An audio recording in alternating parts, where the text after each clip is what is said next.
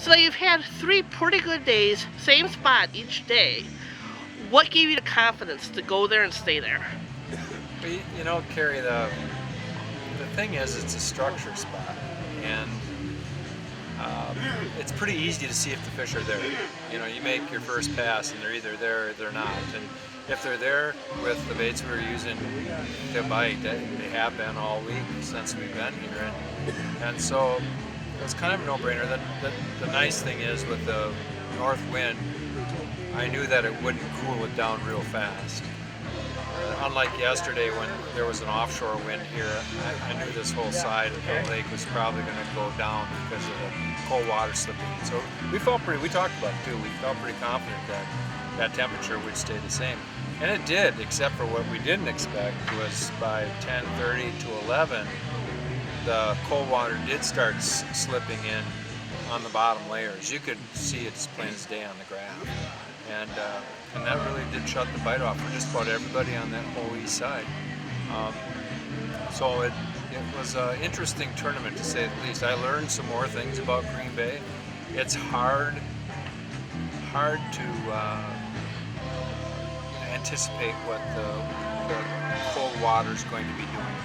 You get a little bit of an idea with the wind, but I was pretty confident we were going to get our fish today. I just didn't know if we were going to get the big bites.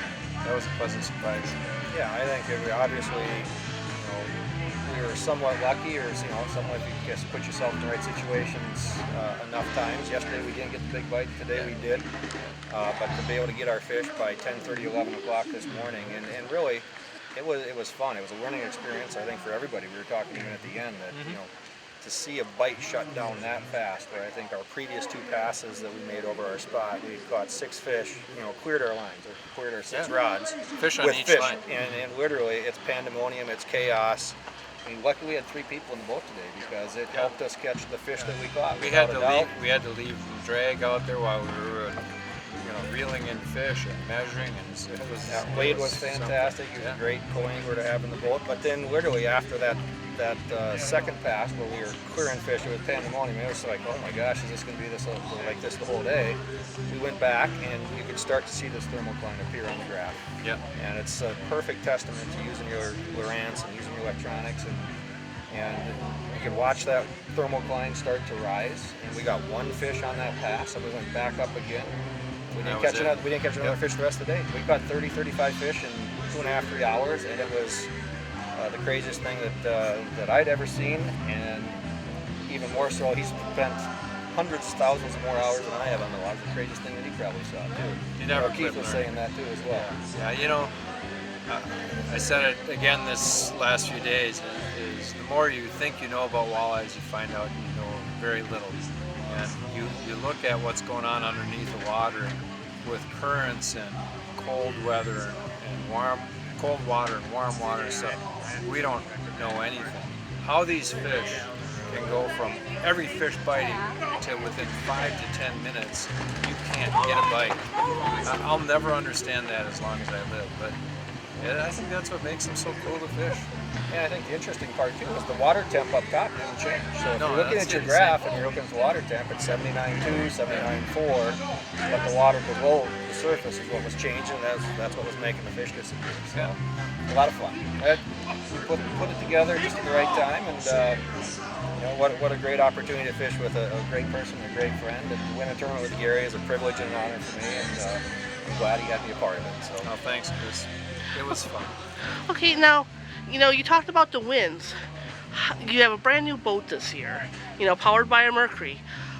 How did that boat handle these waves out here? Well, this boat is a beast. There's no other way to say it.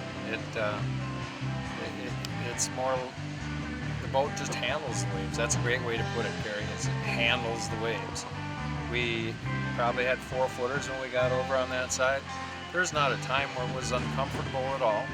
The boat tracks like $1 million, so you can go cross waves and stuff like that, where previous boats I've had, you have a hard time. And there's a lot of boats that are a handful to control.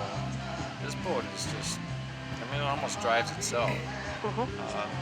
It's got more gas capacity than any other boat, so I could have ran up to Big Bay if I would have wanted and back. Just overall, I couldn't be more pleased. both Keith Cavias's and my career, we've always ran one of the biggest, fastest boats. In the last few years, we didn't have that opportunity, and it was kind of tough. Right now, we've got a beast, and it's part of the confidence when you have a boat like that. Since I've had this boat, I've been placing high in every tournament since, and a lot of it is a mental deal along with the physicality of a boat that can handle what you have in your mind. When you can't go places, or when it's going to take you too long to get there, it just crushes you. And in this game, those little things make all the difference in the world. So right now, to me, this is the most competitive boat out in walleye fishing. You mentioned it yesterday, Gary. I mean, I was not only getting to our spots, right, but getting to our fish yesterday and getting to our fish today. You know, running around in 4-footers, it absolutely is a beast. But one of the most impressive things is the first time I've had a chance. I own the same boat, and thanks to Westries and Jason and Jay back in Minnesota, you know, got into a boat this spring. But we fished yesterday on this spot, and we had a 90-degree crosswind. Yeah, that was running against our pattern of our pass that we need to make. And we were tracking in, you know, 3-footers yesterday, running crosswind with this thing.